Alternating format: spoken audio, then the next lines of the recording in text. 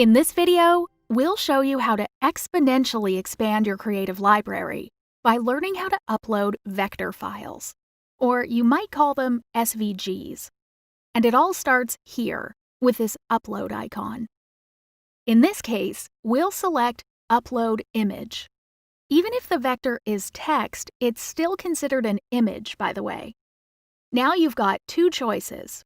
You can drag and drop, just like this, or use the standby Browse for Image method. Find your image and click Open. Next, name and tag the image. By default, the name will match your file name, but this is a great opportunity to rename it for Design Space. Plus, tags will come in really handy later on, so take advantage since this is your only chance.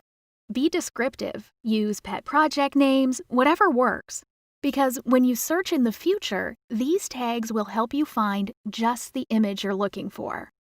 Once you've got everything perfect, click Save, and that's it. You'll see your now uploaded image right here, ready to place on your canvas anytime.